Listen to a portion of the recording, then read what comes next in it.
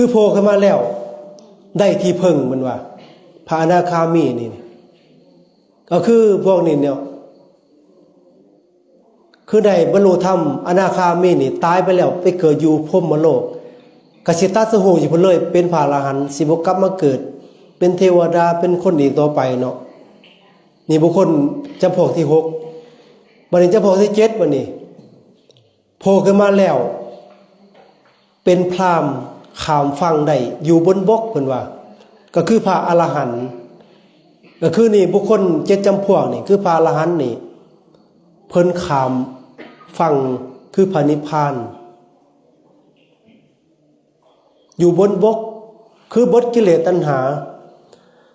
จะบ่มาเวียนว่ายตายเกิดในวัฏสงสารอีกต่อไปเป็นพระอรหันต์น่ะสิบ่ตายบ่เกิดอีกเอาบ่แม่ใหญ่ตายไปแล้วบ่เกิดเอาบ่มิจฉารีไผก็บ่จักเอาได้บัดนี้นะฮะเนี่ยมันดีเพิ่นบ่เอาเห็นบ่น่ะจะสิเกิดมาเฮ็ดหยังเอาถามอย่าเอาเกิดมาหยังเกิดมาก็สิตายคนเฮาในส่วนหลายเนาะคันว่าโอ้ยแม่ใหญ่ตายแล้วจะเกิดเด้อโอ้ยหายเขาได้เพิ่นจะเกิดที่จริงแล้วเนาะเฮาอย่าบ่อยากเกิดหรือว่าอย่าเกิดก็อย่าถ้าเฮาสร้างเหตุปัจจัยไว้ก็คือเก่านั่นแหละบ่จะเกิดก็ได้เกิดคือเก่าคือแม่ใหญ่ทั้งหลายนี่น่ะขน้อยบ่จะตกแล้วนรกเพราะว่าหาบ่เคยเข้าวัดจักเทื่อบ่เคยทำบุญจักเทื่อมันสิตกอยู่บนนรกก็ตกเนาะเฮ็ดแต่ความชั่วน่ะบ่อยากก็ตกคือเก่าเป็นหยังเจ้าของเฮ็ดแนวนั้นน่ะเนาะเจ้าของเฮ็ดแนวบ่ดีน่ะอันนี้คือกันนั่นแหละถ้าเฮาบ่อยากเกิดก็ได้เกิดคือเก่าหั่นแหละเพราะสร้างเหตุปัจจัยไว้เนาะเฮายังบ่ได้บรรลุธรรมอยู่เป็นพระอรหันต์อันนี้คือกันนั่นแหละแต่ว่าคนเฮานี่ส่วนหลายนี่เกิดมาแล้วเพิ่นบ่อยากตายได้บัดนี้น่ะแม่นอยู่ให้อยากตายนี่คือมีใหญ่บ่อยากตายแล้วเพราะว่าแต่ขน้อยก็จะเกิดเพราะว่าเกิดมาแล้วบ่อยากตายบัดนี้น่ะมันเป็นไปได้บ่เกิดมาแล้วสิบ่ตายน่ะมันเป็นไปบ่ได้เนาะเกิดมาก็ต้องตายแต่ว่าตายไปแล้วมาเกิดมาเป็นคนนี่ใครอยู่ได้บัดนี้จะเกิดมาเป็นคนอยู่บ่บัดนี้จะตายไปแล้วนะ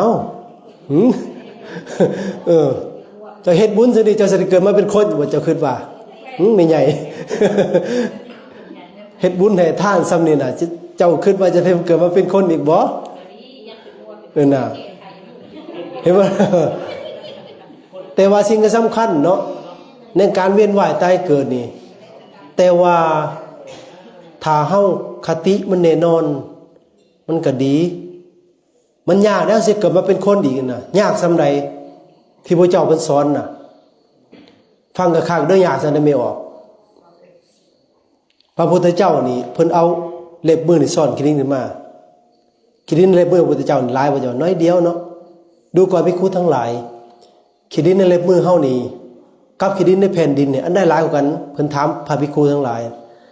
พระภิกษุทั้งหลายโอ้ยเพิ่นว่าขี้ดินในเล็บมือพระพุทธเจ้านี่น้อยเดียวแต่เปรียบเทียบกับแผ่นดินนี่เปรียบเทียบกันบ่ได้ดูก่อนภิกษุทั้งหลายคนเฮานี่คือกันเพิ่นว่าคนเฮานี่ตายไปแล้วสิมาเกิดเป็นคนนี่น้อยเดียวน้อยส่ำใด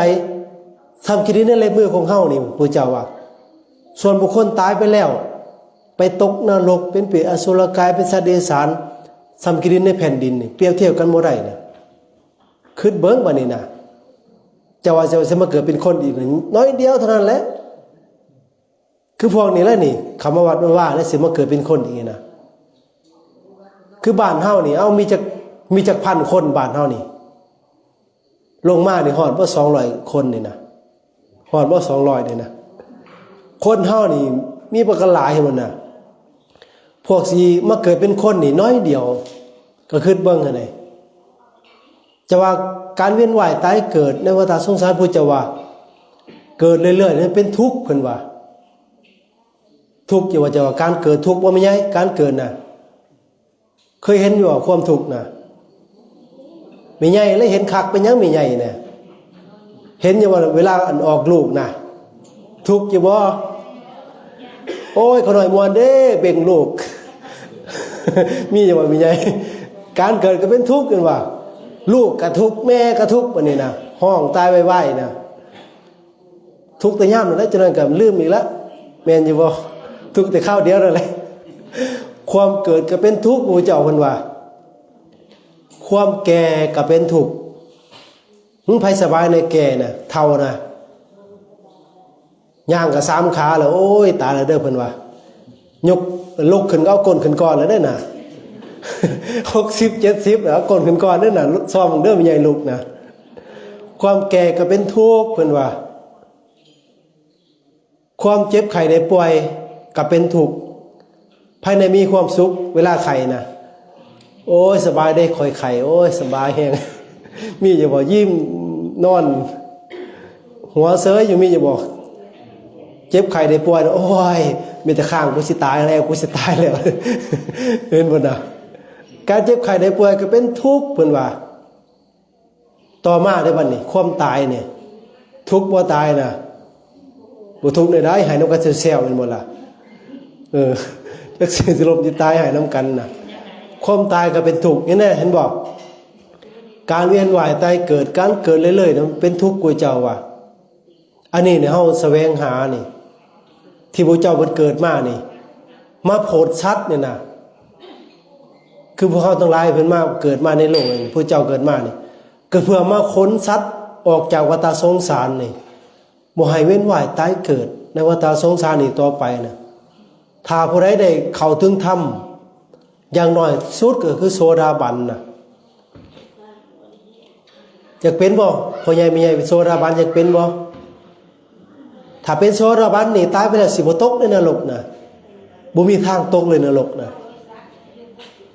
ตายไปแล้วสิบ่ตกนรกแน่นอนสิบ่เป็นเปรตอสุรกายเป็นสัตว์เดรัจฉานแน่นอนเลยพระโสดาบันบ่เกินเจศาสด็จเป็นพระอรหันต์มันดีบ่เป็นโสดาบันน่ะดีเลยเนาะ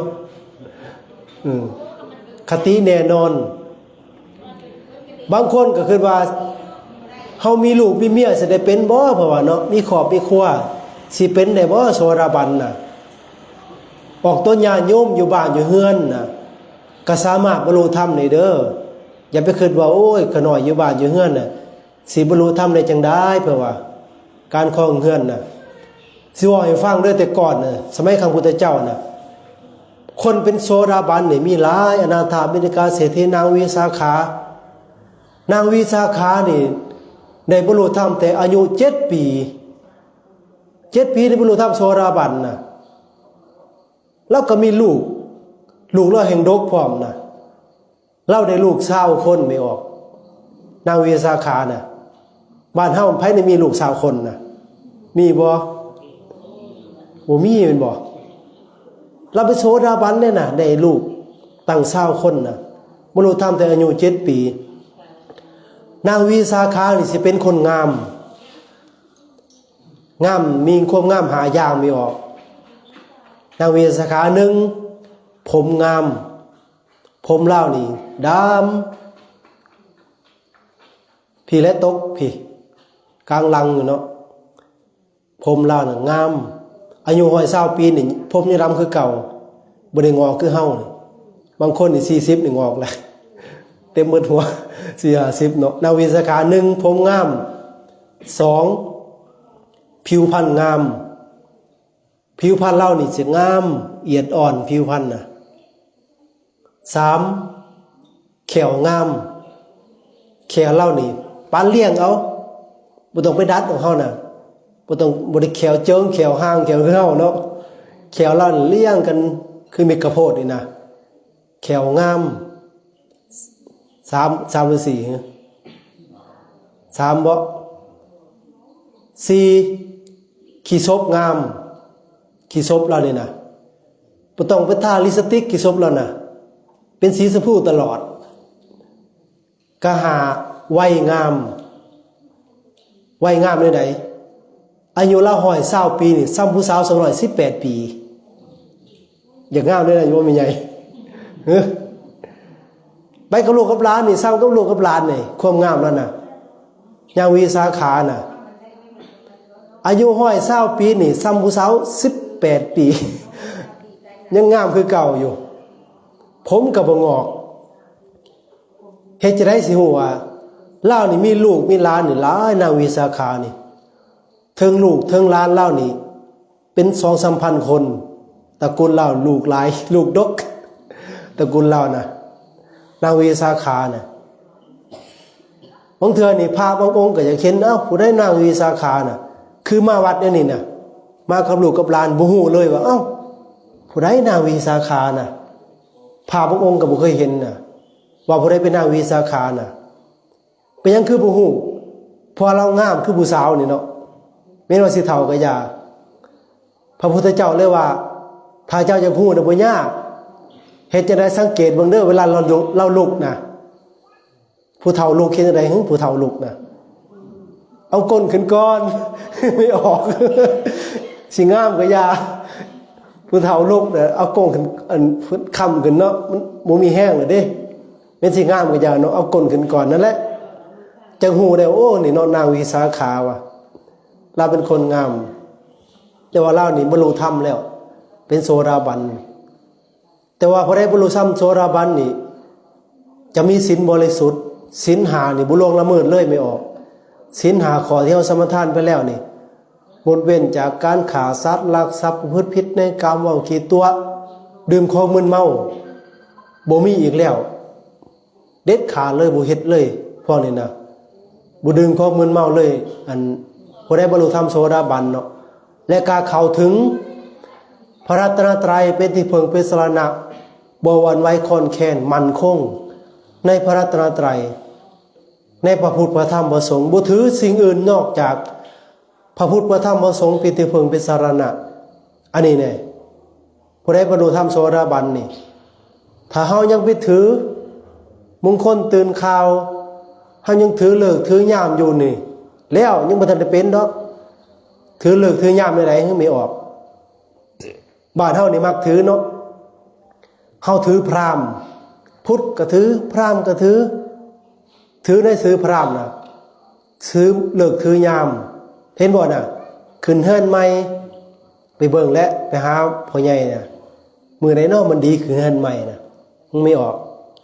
มันสิดีนำเลิกนำยามอยู่ว่าเจ้าว่าพระพุทธเจ้าเพิ่นบ่สอนแนวนั้นได้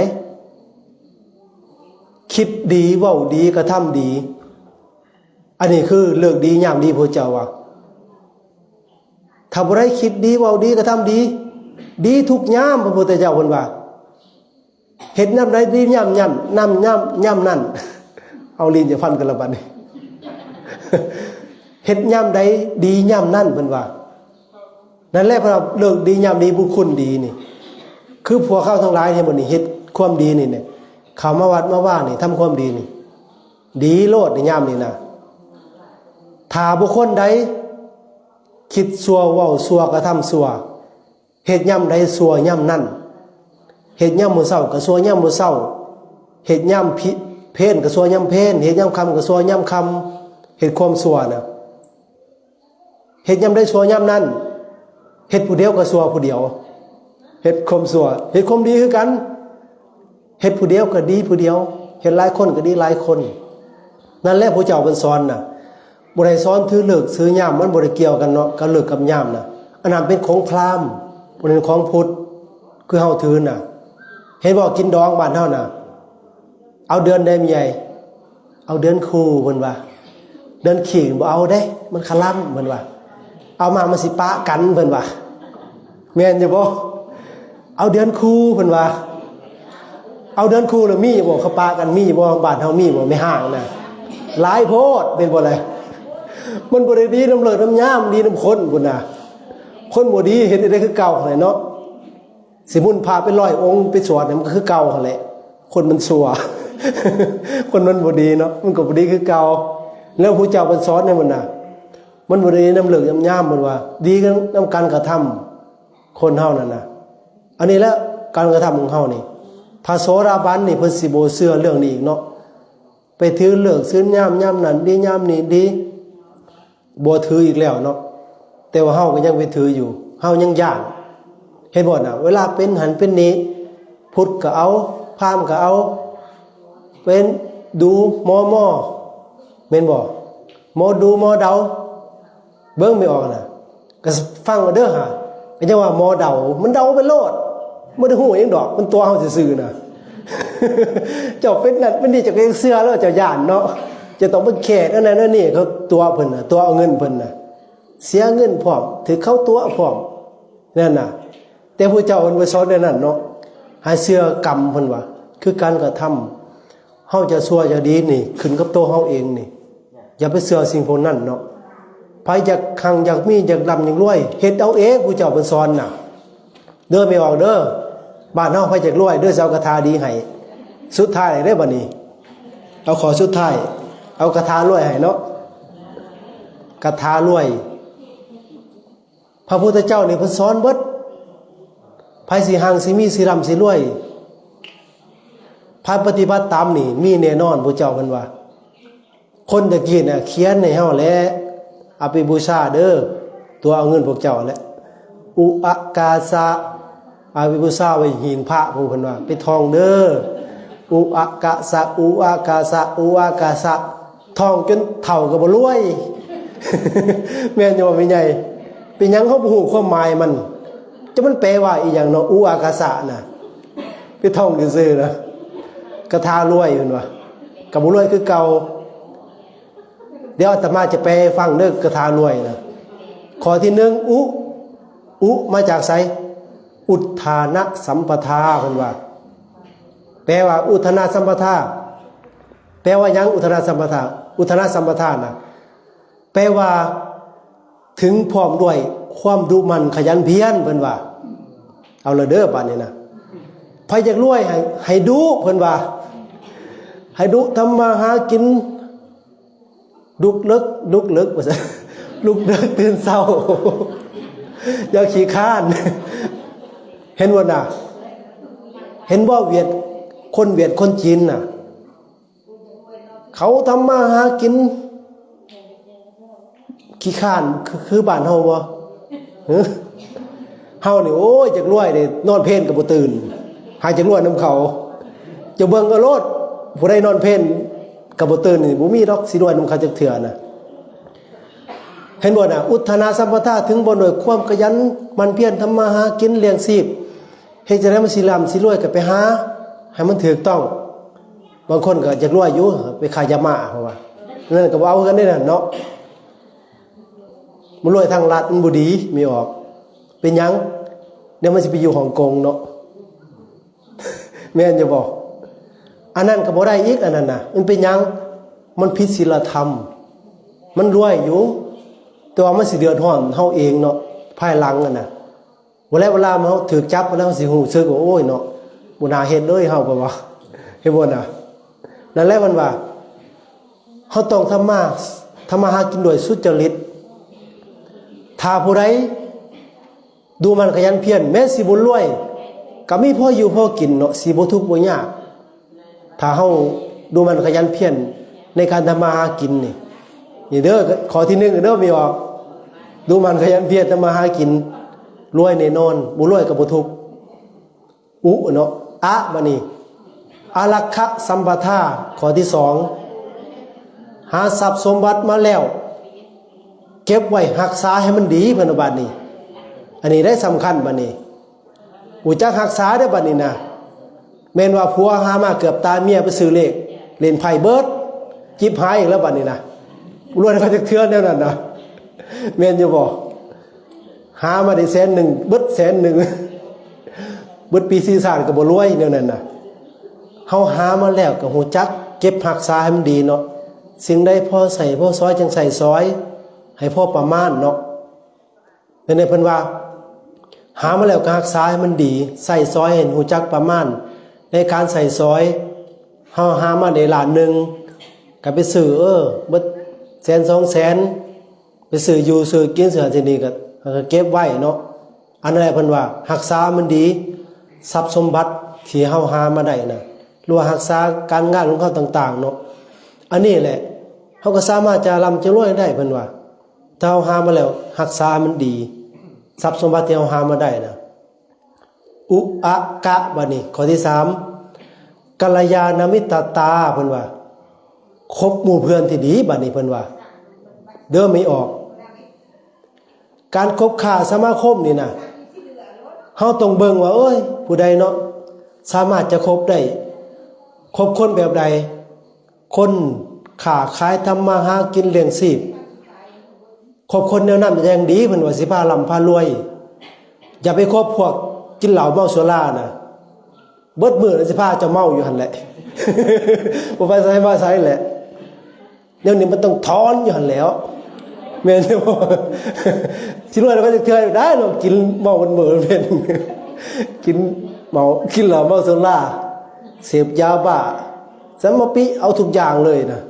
แล้วซาดหมู่แนวนั้นน่ะมีแต่จิบหายแล้วเฮานะไปคบหมู่เพื่อนแนวบ่ดีนั่นน่ะนั่นแหละเพิ่นว่าการคบหมู่เพื่อนนี่ก็ให้เบิ่งคบกัลยาณมิตรน่ะเบิ่งว่าบุคคลใดสามารถจะพาเฮาไปสู่ความเจริญได้น่ะมึงเด้อคบหมู่นี่การเฮาสิคบหมู่นี่ต้องคนนั้นต้องดีกว่าเฮาเบิ่งเด้อไม่ออกเด้อหรือว่าเสมอเฮาก็ยังดีเนาะอย่าไปคบแต่แท้คนชั่วกว่าเฮานะแม่นจะบอกคนชั่วแนวใดน่ะบักขี้เหล้าบักขี้ยาเฮาบ่เคยกินเหล้ากินยา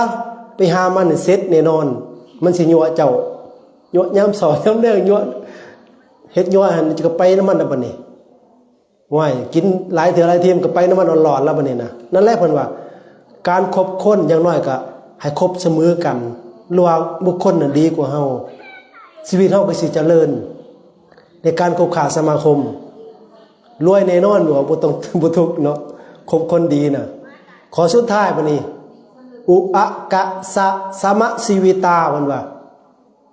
การใช้ชีวิตของเฮานี่นะให้รู้จักประมาณ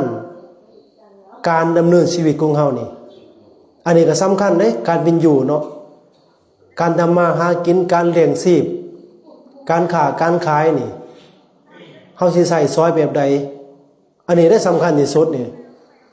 มีออกเบิ่งบ่ยากเด้อการค้าการขายการกระทำต่างๆน่ะคนลาวกับคนเวียดนี่ต่างกันได้ขายน่ะไม่ออกต่างกันตรงใดเวียดเอาก็ไล่500กีบเวียดน่ะลาวได้เอา 5,000 ลาวน่ะแม่นอยู่บ่เป็นหยังจึงรวยไว้เอาก็ไล่น้อยมันด้านรวยเพิ่นว่าบ่สุดท้ายสู้เขาบ่ได้แม่นเขาสิเอาก็ไล่500ก็อย่าเป็นหยังมันได้ขายตลอดแม่นบ่ล่ะเฮานี่10มื้อขายทีนึง 5,000 ก็ได้มันได้มันมา500มันขายมื้อนึงเท่าไหร่ผู้500ก็ไล่500ก็ได้เด้อไม่ออกยาวก็ไล่หลายขายให้ก็ได้เป็นหยังเขาสิบ่มาซื้อน้ำเขาไปซื้อทางอื่นเบิดแม่ค้าก็ได้นั่นแหละเพิ่นว่าการค้าการขายเฮาก็เบิ่งก่อนเนาะการค้าการขายนี่ให้พอประมาณเนาะในการใช้ชีวิตนี่อันนี้แหละคือคาถาเศรษฐีของพุทธเจ้าน่ะเพิ่นสอนน่ะถ้าไว้เฮ็ดได้น่ะแม้นสิบ่รวยก็พออยู่พอกินบ่ทุกข์บ่ยากบ่ลำบากในการเป็นอยู่น่ะนั่นแหละกรรมคือการกระทำขึ้นกับการกระทำเฮาเองเนาะเฮาจะหั่งจะมีจะร่ำจะรวยในปัจจุบันเห็นบ่น่ะอันนี้แหละคนเฮาเกิดมาน่ะสิ่งที่สำคัญที่สุดที่พระเจ้าเพิ่นสอนเนี่ยคือแม้นว่าเฮาสิทุกข์สิยากสิหั่งสิมีสิร่ำสิรวยปานใดก็อยากสุดท้ายแล้วเฮาก็ต้องตายคือเก่าแม่นอยู่บ่สิรวยไปได้ก็ตายคือเก่าไผสิบ่ตายคนรวยแล้วตายคือเก่าคนทุกข์ก็ตายคนรวยก็ตายแต่ว่าสิ่งที่สำคัญเนี่ยคนมีปัญญาศึกษาธรรมะของพระพุทธเจ้านี่จะหาที่พึ่งแก่เจ้าของบัดนี้อีหยังที่ว่าที่พึ่งที่ให้แก่เฮาน่ะก็คือบุญกุศลความงามความดีคือการให้ทานรักษาศีลเจริญเมตตาภาวนาคือพวกเขาทั้งหลายเนาะพ่อใหญ่แม่ใหญ่นี่พากันเฮ็ดกันทำนี่น่ะอันนี้คือเฮานี่มหาที่พึ่งมหาอาริยทรัพย์ให้แก่เจ้าของเองนี่บ่มีสิ่งอื่นเป็นที่พึ่งแก่เฮาทั้งหลายนี่เพราะว่าเฮายังจะต้องเวียนว่ายตายเกิดในวัฏสงสารในภพน้อยภพใหญ่เฮาต้องอาศัยบุญอาศัยคุณงามความดีในการเวียนว่ายตายเกิดถ้าบางคนได้สะสมความดีเอาไว้หลายๆเฮาเกิดพบได้ชาติใดเฮาก็สิบ่ทุกข์บ่ยากบ่ลำบากในการเกิดมาเป็นคนเป็นมนุษย์ไผก็อยากได้เนาะแม่ใหญ่แม่นบ่ย่างมาแต่ละบ้านบ่มีไผดอกจักทุกข์น่ะมาทำบุญก็โอ้ให้เขาน้อยรวยนี่เด้อเพราะว่าแม่นบ่ไผก็อยากรวยบ่มีไผดอกอยากขี้ร้ายนะแม่นบ่ไผ ก็จะงามรวยแล้วก็จะงามพร้อมเป็นบ่แลถึงรวยถึงอยากงามอยากงามแล้วอยากมีสติปัญญาสิแล้วฉลาดเป็นบ่นั่นแหละคนเฮาเนี่ยเกิดมาน่ะก็ย้อนว่าเฮานี่ถ้าไผเกิดมาแล้วอยากรวยอยากสวยอยากงามอยากมีสติปัญญาสิแล้วฉลาดต้องทำบุญให้มันครบสมบูรณ์แบบในการให้เนาะสมบูรณ์แบบเนื้อใดท่านก็ให้ศีลก็รักษาภาวนาก็เอาพร้อมเด้อมีออกให้ท่านแล้วรักษาศีลนำแน่บางคนเนี่ยโอ้ยก็ได้บ่คักและรักษาศีลบ่มักปานใดให้แต่ท่านนี่แหละเพิ่นว่าเจ้าให้ท่านตลอดเจ้าเกิดมาเจ้าก็สิเป็นคนรวยแต่ว่าเจ้าสิขี้ร้ายกว่าหมู่เป็นหยังเจ้าบ่รักษาศีลเด้อไม่ออกเด้อรวยกว่าหมู่ในบ้านน่ะหักขี้ร้ายกว่าหมู่เอาอยู่บ่ใครสิเอาบ่อยากได้เนาะใครก็บ่อยากได้คือกันนั่นแหละนั่นแล้วเพิ่นว่ารวยแล้วก็ให้งามพร้อมคือรักษาศีลเนาะบ้านนี้งามแล้วก็ยังบ่พอต้องให้เสียวฉลาดพร้อมแม่นบ่ให้มีสติปัญญาฉลาดพร้อมจะว่าให้เฮานี่ให้ทานรักษาศีลเจริญเมตตาภาวนาเปรียบเหมือนพระพุทธเจ้าของเฮาน่ะให้พระพุทธเจ้าเฮานี่เกิดมานี่สมบูรณ์แบบทุกอย่างเกิดมาเกิดในตระกูลกษัตริย์เกิดมามีผิวพรรณงดงามหน้าตางดงามมีสติปัญญาเฉลียวฉลาดคือพระพุทธเจ้าพระพุทธเจ้านี่งามกว่านางงามจักรวาลอีกพุทธเจ้านะเคยเห็นบ่นางงามจักรวาลไม่ออกคนเฮานี่บางเทื่อนี่งามอยู่หักงามบ่ทุกภาคส่วนแม่นบ่บางคนนี่หน้าตางามแต่อ้วนแม่นบ่บางคนหน้าตางามแต่ว่าจ้อยโพดเพราะว่าบางคนเห็นบ่บางคนบ่ดำโพดบางคนบ่ขาวโพดจังซี่นะมันบ่พอดีนะแต่ว่าพุทธเจ้านี่งามเบิดทุกอย่างเนาะ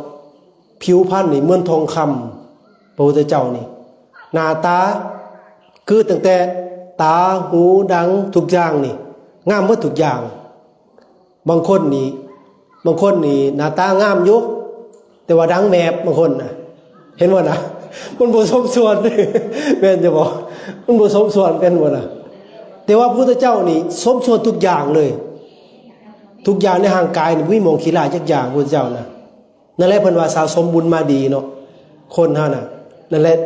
ถือว่าบุคคลน่ะก็สะสมคือพระเจ้าของเฮานี่แต่ว่าเพิ่นก็สะสมบุญมาหลายเพื่อสิได้ซ้ำนั่นเนาะเฮาคือกันแหละก็สะสมบุญเอาไว้เนาะจนกว่าบ่ได้สิได้บรรลุมรรคผลนิพพานหมดแหละในการเหตุการกระทำของเฮาเนาะอันนี้ก็เฮามามีโอกาสได้มาทำบุญกับพ่อแม่ครูบาอาจารย์คณะสงฆ์หมู่ใหญ่เนาะก็ถือว่าเฮานี่โชคดีเฮาได้มีโอกาสได้มีเวลามาได้ทำบุญแม้นว่า4ปีละเทื่อก็ยากเนาะถือว่าเฮาได้ทำบุญใหญ่กับคณะสงฆ์ผู้มาฝึกตนคือครูบาอาจารย์นี่เพิ่นพากันมานี่ถือว่ามาฝึกตนเนาะ